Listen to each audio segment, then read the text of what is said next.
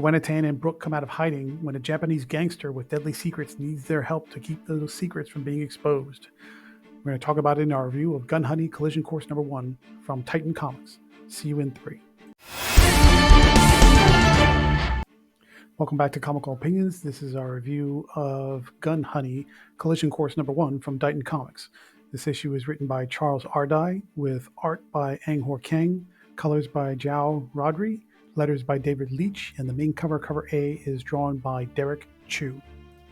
Before we get into the recap and get into the meat of the issue, just a word of warning. This is a very not safe for work comic. There is nudity, lots and lots of nudity. Now that's very consistent with the series as a whole and all the miniseries that Charles Ardai has put together. But if you're picking up this first time, you might get shocked at the eyeful you're going to get. Let's recap what happened in the previous miniseries, which was Gun Honey Blood for Blood. Joanna Tan fought to the death against her rival and world's biggest hater, if you want to call her that, Philippa Sterling. Brook stepped in to assist Tan when they had this battle out in the desert. He got wounded, she was beat up, but eventually Sterling was killed. And by stepping in to help Tan, Brook essentially sacrificed his career as working for intelligence agencies. They decide to go on the run. They enlist the help of Heatseeker, which is from the Heatseeker miniseries, to fake their death so that they can go off the grid and hopefully live a life of peace and solitude, but ever watchful because you never know who's out there. That brings us to this first issue, which is Gun Honey Collision Course number 1. We catch up with Tan and Brook who are living in the jungles of Jakarta, just quiet away off the road and away from prying eyes. They're still watchful, making sure that there's nobody hunting them down. And we're catching up with them roughly about a year after the Heatseeker miniseries. They're discussing, where's the future hold? Are we going to stay here forever, or what are we going to do? And then Tan gives Brook a bit of a surprise. She says, "Oh, we're almost at the 1-year mark, and have you ever heard of something called the Yamato Vault?" He says, "Of course I have, but it's a myth." And she says, "No, it's not a myth. It's head up by a Japanese gangster by the name of Yamato, and I've given him a bunch of incriminating evidence that would destroy your former employers and all the bad guys we faced with a couple of past few adventures. And he has instructions to release that information to the public if they haven't heard from they haven't heard from us in about a year."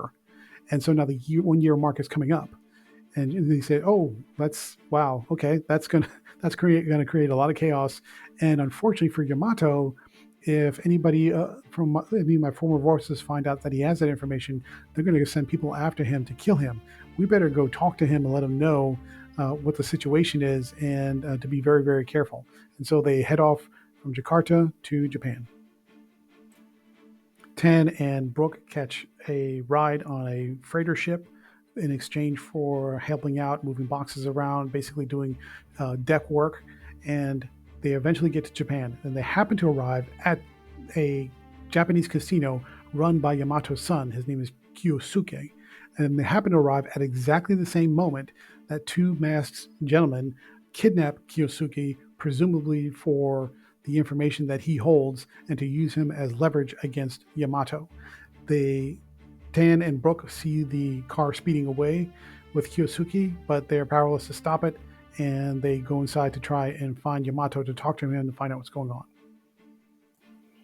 Tan and Brook speak to Yamato, and they say, "We saw the guys getting away, but we couldn't stop them. Why would somebody kidnap your son?"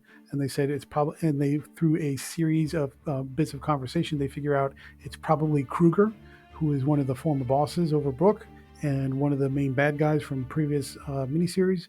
And they said, "Well, if Kruger has your son, he's going to divulge all the secrets that you have on Kruger, plus he's going to divulge secrets on everybody else I've ever done business with. If that happens, they're going to kill my son, and they're going to kill all of us, and it's going to be a really bad deal." And as they're talking, one of Yamato's henchmen comes in carrying a smashed cell phone and, unfortunately, the hand of Kyosuke, because there was a chip implanted in his wrist, and the kidnappers found out and cut off his hand rather than being tracked. But they know the direction that the kidnappers are headed, and Tan now has an idea about who's helping them and why. Tan gets this correctly, that the kidnappers work for the Yoshida brothers, who are a rival clan to Yamato, and they figure Yoshida is working for or with Kruger, and that's why they participated in this kidnapping. So they decide to head north. Now the Yoshida brothers kind of break up into two personalities and mentalities. You have Tiny and Big.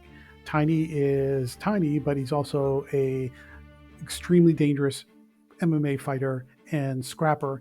And so Brook decides to go to find Tiny to see if he can infiltrate the gym and maybe figure out how he can get to Tiny and make him divulge where the kidnapping has taken place. And then Tan decides to go after Big, who is much more relaxed, much more reserved, and a much more shrewd customer. But who runs an old-fashioned onsen, which is a hot spring bathhouse. So the plot now splits into two directions. Brook does indeed infiltrate the fighting gym when they are making a call for new fighters to add to their ranks. He steps up in the gym and he takes most of the fighters out and basically now is in with Tiny undercover, so to speak. Tan goes into the onsen.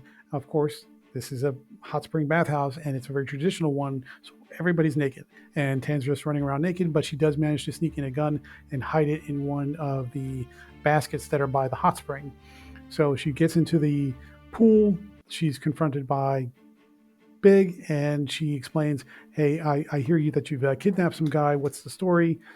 He's surprised by it. She pulls out the gun, aims it at him, but then she starts to hear screaming like somebody's being tortured, which of course is Kyotsuke, and she races off with just a gun and nothing else on, and she busts in to find that he has been indeed tortured and tortured enough to give up his information. And that's where we leave it. Let's switch gears to talk about the technical aspects, starting with the character development. As you can see from the title and the cover, Joanna Tan, she's the central character in this, even though she's basically going through the entire adventure with her friend and lover, Brook. But her journey doesn't do much to elevate or to value the character. It's all pretty much action from start to finish. But that action does confirm Tan is a masterful planner. She's got a lot of shrewd tactical information, and she can also handle herself in a fight. So even though there's not a whole lot of character depth to it, Tan really comes off as a sort of the female version of a rogue James Bond type character. Moving over to the artwork by Ang-Hor Kang, who has been the art partner for Charles Ardai since the beginning of these miniseries and these arcs. It's very clear that the two of them work together beautifully. Ardai's story calls for a lot of action and grit and sass and flash and just a whole bunch of attitude and a whole bunch of drama. Ang-Hor Ken gives you all of that with dark, dramatic shadows. The women, of course, are beautiful. The men are rough and tumble. Nobody in any panel is anybody that you want to mess with, regardless of their age or size. And the violence, which is not over the top, but there's enough of it because this is a crime thriller, is very exciting and very visually engaging. Let's move over to pacing and structure. The pacing is excellent. Ardai sends you on a globe-trotting adventure, starting from Jakarta, moving through ships, moving through different exotic locales. And the transition from one to the other is very smooth. So from a speed and pace and just pulling the reader along, Ardai does a great job. The one down point in the plot and the structure of the plot is clarity surrounding how Tan and Brook are motivated to interact with Yamato. They sort of, in a roundabout way, deduce that Yamato is in danger for just having the information, but it's sort of unclear why he's in danger at this particular moment when he's had that information for a while. Then Tan and Brook immediately agree to assist Yamato to get his son back, which makes sense. Sure, even though they're killers, this is a worthy cause, and the son has information that could be damaging if it got out. But it's unclear how rescuing the son is going to help Tan and Brook. The Yamato just says he has dangerous information, okay, but it is not very specific. And so you wonder if Tan and Brook had just stayed out of this completely, what would be different than right now? Not quite clear.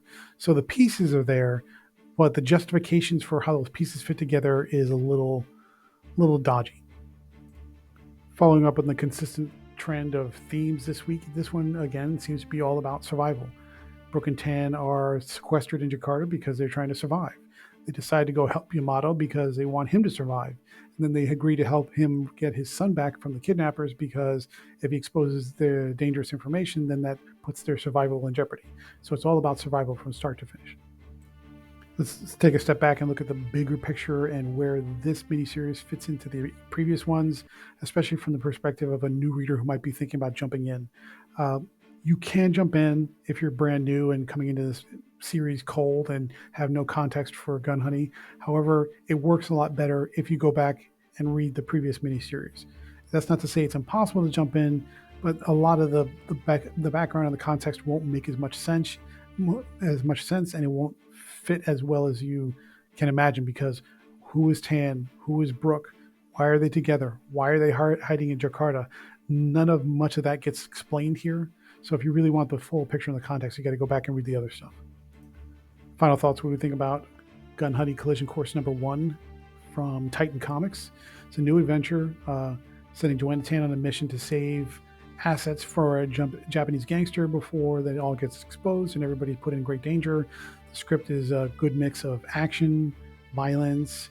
You get some nudity, so there's some spiciness to it. And Ang Hor Kang's artwork is an excellent match for Ardai's writing. That said, if you're a new reader that's completely oblivious to anything that about who Gun Honey is and what she's done in the past, you might not find this a great jumping on point. You're better off going back and read the previous arcs. But overall, a solid first issue. Therefore, we're going to give Gun Honey Collision Course number 1 from Titan Comics an 8.2 out of 10. Want to know your thoughts. Are you reading Gun Honey? Is she a favorite character of yours? Do you like the stories that Charles R. Dye is telling? Leave a comment down below. Otherwise, like, share, comment, subscribe, and otherwise stay tuned through the outro for the next review.